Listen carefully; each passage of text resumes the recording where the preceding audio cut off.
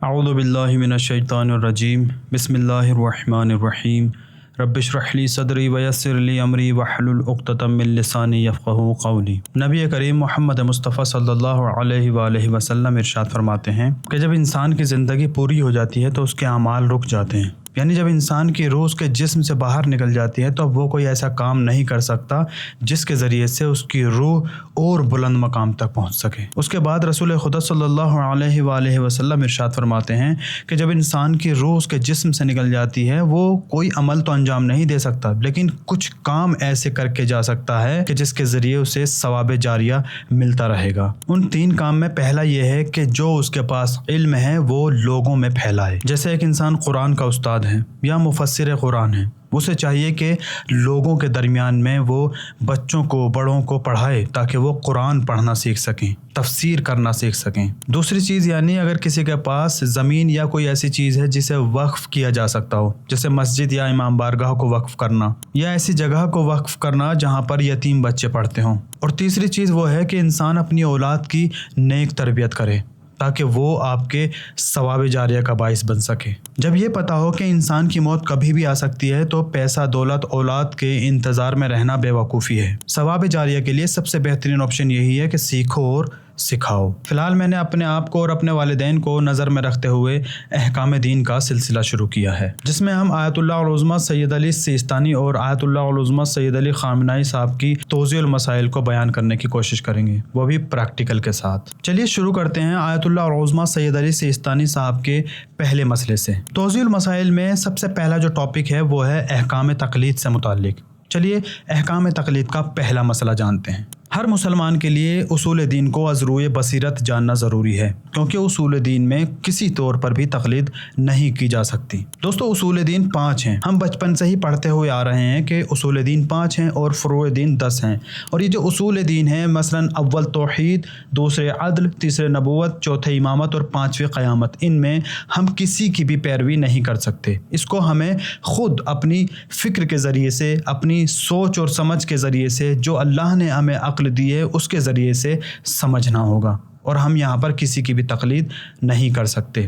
اگر ہمارے والدین کہتے ہیں کہ توحید یعنی اللہ ایک ہے، یعنی اللہ ایک ہے، انہوں نے اپنے لیے ثابت کیا ہے، وہ ہمارے لیے ثابت نہیں ہوا ہے، ہمیں خود سے اس کو ثابت کرنا ہوگا اپنے لیے۔ اسے کہتے ہیں از روئے بصیرت خود جاننا ہوگا۔ آیت اللہ سید علی سیستانی پھر کہتے ہیں کہ لیکن اگر کوئی شخص اسلام کے بنیادی عقائد پر یقین رکھتا ہو اور اس کا اظہار کرتا ہو، اگرچہ یہ اظہار از روئے بصیرت نہ ہو، تب بھی وہ مسلمان اور مومن ہیں۔ یعنی اس کا مطلب یہ ہے کہ اگر کوئی مسلمان اپنے بنیادی عقائد پر یعنی اسلام کے بنیادی عقائد پر یقین رکھتا ہے، جیسے اللہ ایک ہے، ٹھیک ہے، دوسرا وہ عادل ہے، عدالت کے ساتھ کام لیتا ہے، تیسرا کہ قیامت یقیناً آنے والی ہے، یقیناً آئے گی، یعنی ہماری جسم سے ہماری روح کو یقیناً جدا ہونا ہے اور ہمارا حساب و کتاب بھی ہوگا۔ اگر ہم ان سب پر یقین رکھتے ہیں اور اپنی زبان سے بھی اقرار کرتے ہیں، اگرچہ یہ اظہار از روئے بصیرت نہ ہو، یعنی اس کے فکر کے اعتبار سے نہ ہو، تب بھی وہ مسلمان اور مومن ہوگا، لہٰذا اس مسلمان پر ایمان اور اسلام کے سبھی احکام جاری ہوں گے۔ لیکن مسلمات دین کو چھوڑ کر باقی دینی احکامات میں ضروری ہے کہ انسان یا تو خود مجتہد ہو، یعنی احکام کو دلیل کے ذریعے حاصل کرے، یا کسی مجتہد کی تقلید کرے، یا از راہ احتیاط اپنا فریضہ یوں ادا کرے کہ اسے یقین ہو جائے کہ اس نے اپنی شرعی ذمہ داری پوری کر دی ہے۔ مسلمات دین کیا ہے دوستو؟ مسلمات دین وہی بنیادی عقائد ہیں کہ جن میں ہم کسی کی تقلید نہیں کر سکتے، جیسے توحید، عدل، نبوت، امامت اور قیامت۔ چلیے جانتے ہیں احتیاط کسے کہتے ہیں، کب انسان احتیاط پر عمل کرے۔ اگر چند مجتہد کسی عمل کو حرام قرار دیں اور چند دوسرے کہیں کہ حرام نہیں ہے تو اس عمل کو انجام نہ دیں، اور اگر بعض مجتہد کسی عمل کو واجب اور بعض مستحب کہیں تو اسے بجا لائے۔ یقیناً آپ سمجھ گئے ہوں گے، پھر بھی میں اپنے الفاظ میں آپ کو سمجھانے کی کوشش کرتا ہوں۔ مثلاً کسی ایک فعل، ایک عمل، کسی کام کرنے کو کچھ لوگ یعنی کچھ مجتہد منع کر رہے ہیں کہ آپ اسے مت کریں، یہ حرام ہے۔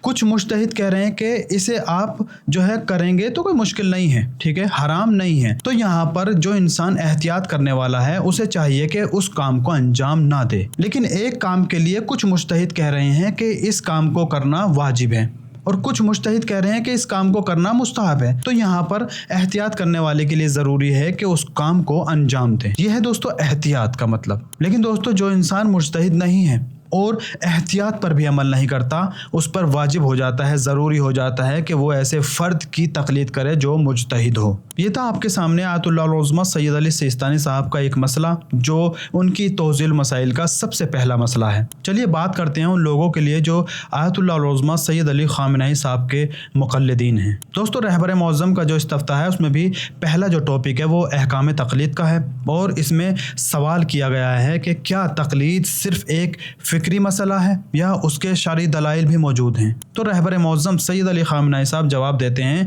کہ تقلید کی شرعی دلیلیں بھی موجود ہیں، اور عقل بھی یہ حکم دیتی ہے کہ جو شخص دین کے احکام سے ناواقف ہو اسے مجتہد سے رجوع کرنا ضروری ہے۔ جب ایک انسان اسلام میں داخل ہوتا ہے، اسلام کو قبول کرتا ہے یا خود مسلمان بلوغ تک پہنچتا ہے، تو وہ کچھ ایسی چیزوں کو وہاں پر دیکھتا ہے کہ اس کو ضرورت پڑتی ہے کہ ایسے انسان کی جو ان چیزوں کے بارے میں جانتا ہو تاکہ وہ اسے بتا سکے۔ مثلا نماز کا ہی مسئلہ آپ لے لیجئے، اگر کسی انسان نے نماز آج تک نہیں پڑھی ہے، مثلا بالغ ہوا ہے ابھی تک اس نے کوئی نماز نہیں پڑھی، یا کوئی انسان اسلام میں وارد ہوا ہے، داخل ہوا ہے، اسلام قبول کیا ہے، تو اب اس نے دیکھا کہ اسلام میں کچھ ایسی چیزیں ہیں جن کو انجام دینا ضروری ہے، جیسے ایک نماز ہے، روزہ ہے، حج کو انجام دینا ہے، تو ان چیزوں کو کیسے انجام دیا جائے؟ یعنی کوئی آئے جو ان کے بارے میں صحیح طریقے سے جانتا ہو اور وہ اسے بتائے، اسی کو کہتے ہیں مجتہد۔ یعنی ہمیں ایک ایسے انسان کی پیروی کرنا ضروری ہے، یہ ہماری عقل بھی کہہ رہی ہے، ہمیں ایک ایسے انسان کی پیروی کرنا ضروری ہے جو اسلام کے اندر موجودہ چیزوں کے بارے میں صحیح طریقے سے جانتا ہو، کیونکہ ہم اس کے بارے میں نہیں جانتے۔ دوستو یہ تھا تقلید سے متعلق مسئلہ۔ انشاءاللہ آئندہ کی ویڈیو میں ایک وضو سے متعلق مسئلہ لائیں گے، سیستانی صاحب اور رہبر معظم کا، اور اسی طرح ہم نماز کے مسائل کو بھی آپ کے سامنے بیان کریں گے انشاءاللہ تعالی۔ والسلام علیکم ورحمۃ اللہ وبرکاتہ۔